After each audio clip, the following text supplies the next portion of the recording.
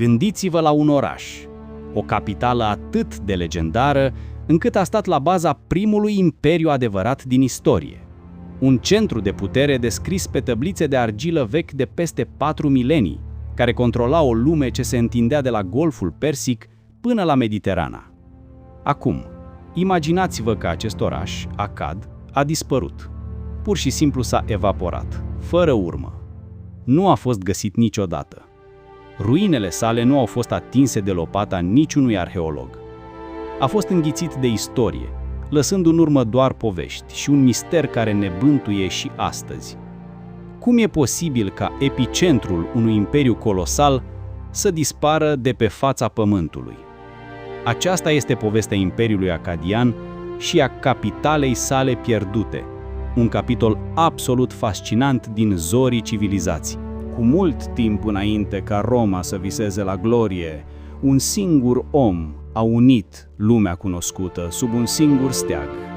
Numele lui era Sargon, iar imperiul său, cel Akkadian, a fost primul imperiu multinațional din istorie.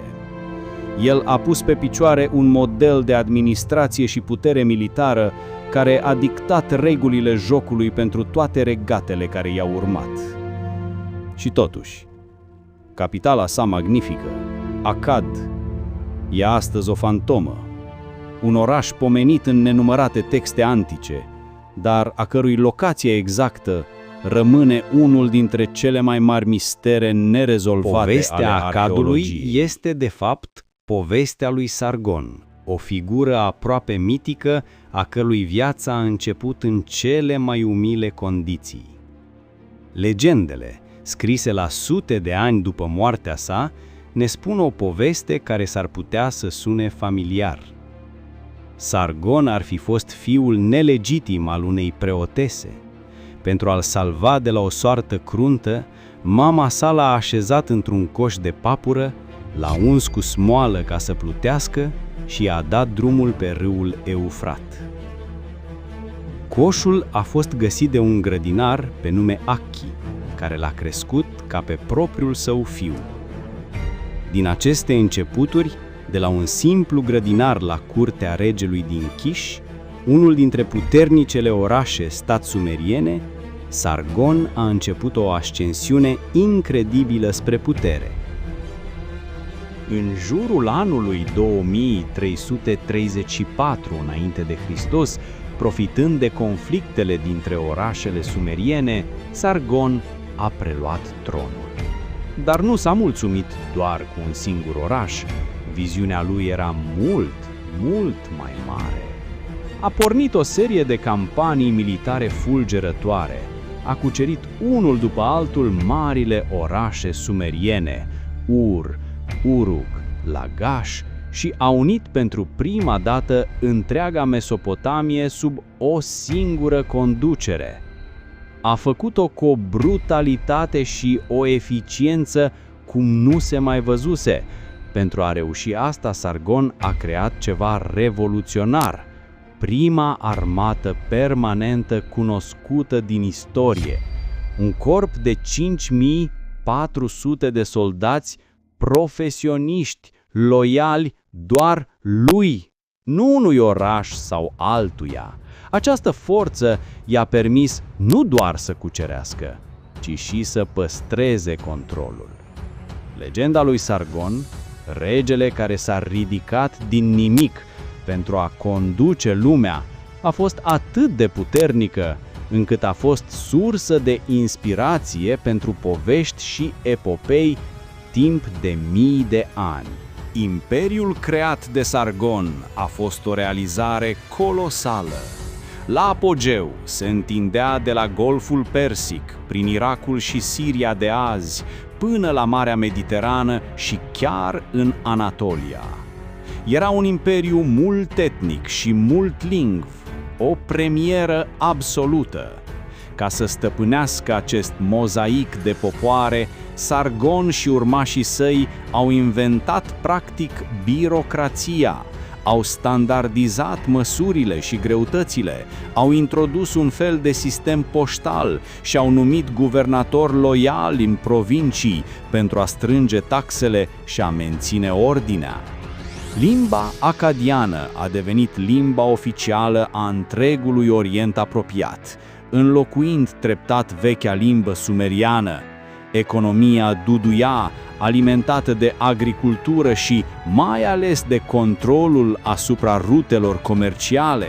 Argintul venea din Anatolia, lapis lazuli din Afganistan, lemn de cedru din Liban și cupru din Magan, posibil Omanul de astăzi.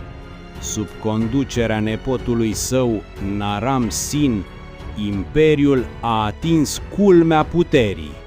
Naram Sin a fost la fel de ambițios ca bunicul său. A zdrobit revolte uriașe și a extins și mai mult granițele. Dar a făcut ceva ce Sargon nu îndrăznise. S-a autoproclamat zeu, luându-și titlul de zeul Acadului. Acum, regele nu mai era doar reprezentantul zeilor pe pământ, ci un zeu în carne și oase. Faimoasa stelă a victoriei a lui Naram Sin, expusă azi la Louvre, îl arată ca pe un gigant divin care își calcă în picioare dușmanii în timp ce urcă spre cer. Pentru o vreme, Imperiul Acadian a părut invincibil, o forță de neoprit care a rescris regulile lumii. Și în inima acestei rețele de putere se afla capitala, Akkad. Textele antice sunt pline de referințe la acest oraș. Știm că avea un port, deci era probabil pe Eufrat sau pe un canal important. Știm că adăpostea un templu uriaș dedicat zeiței Ishtar. Akkad era creierul economic, administrativ și religios al Imperiului. Și totuși, deși arheologii scormonez Mesopotamia de peste un secol, nimeni nu știe unde este. E o anomalie care pur și simplu te lasă fără cuvinte. Am găsit marile orașe sumeriene pe care Sargon le-a cucerit: Ur, Uruk, Kish. Știm unde a fost Babilonul, dar Akkad, capitala primului imperiu, lipsește. Toate pistele duc undeva în zona Bagdadului de azi, probabil între vechile orașe Sipar și Kish, dar acestea sunt doar teorii. Nici o săpătură nu a scos la iveală dovada supremă. Nici o tăbliță nu a fost găsită la fața locului cu inscripția "Bun venit în Akkad". E ca și cum am avea toate documentele despre Imperiul Roman, dar nu am avea nicio idee unde se află Roma. Căutarea e un coșmar, complicată de aluviunile depuse de Tigru și Eufrat, de agricultură și de instabilitatea politică din Irak, care a pus de multe ori pe pauză cercetările. Deci, ce credeți că s-a întâmplat cu Akkad? A fost distrus complet și îngropat sub tone de mâl, sau ruinele sale încă așteaptă neatinse sub un deal anonim din deșertul irachian? Lăsați-vă teoriile în comentarii și dacă sunteți la fel de fascinați de misterele istoriei, nu uitați să dați like și să vă abonați. Pe cât de spectaculoasă a fost ascensiunea, pe atât de brutală a fost prăbușirea.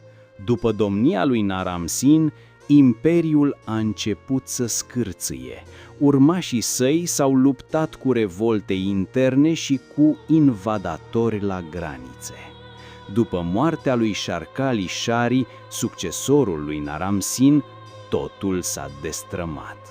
O veche listă de regi sumerieni surprinde perfect haosul, întrebând retoric: cine a fost rege?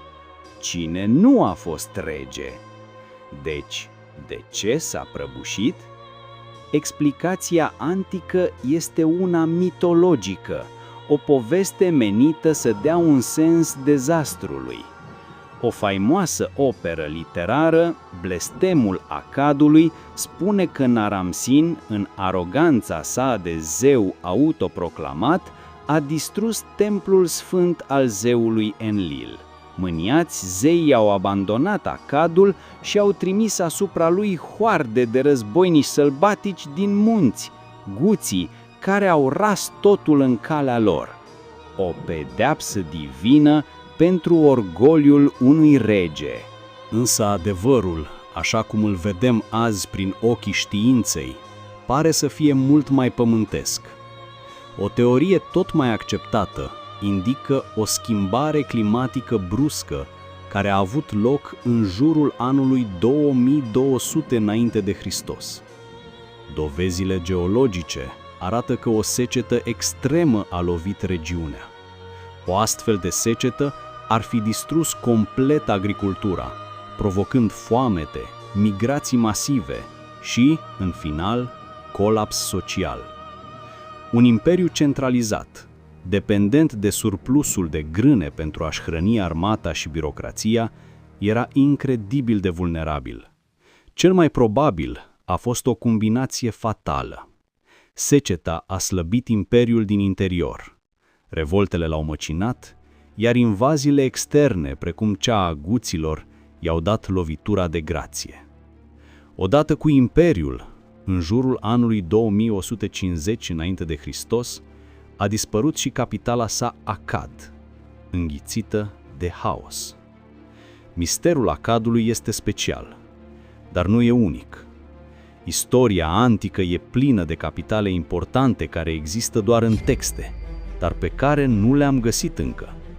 Imperiul Akkadian a rezistat aproape 2 secole, o clipă în lunga istoria Mesopotamiei. Și totuși, moștenirea sa este uriașă. A fost un prototip. Sargon a creat primul model de imperiu centralizat, o structură care a fost apoi copiată și perfecționată de babilonieni, asirieni, perși și în final de romani. Akkadienii au demonstrat că poți uni popoare diferite pe un teritoriu vast sub o singură autoritate. Dar în mijlocul acestei moșteniri grandioase rămâne un gol, o enigmă. Orașul Akkad, inima care a pompat viață în acest prim imperiu, rămâne pierdut. Fiecare tăbliță de lut care îi poartă numele este o dovadă a gloriei sale, dar și o amintire a misterului dispariției sale. Poate că într-o zi, cineva, cu ajutorul tehnologiei sau printr-un nor chior, îi va găsi ruinele sub nisipurile din Irak.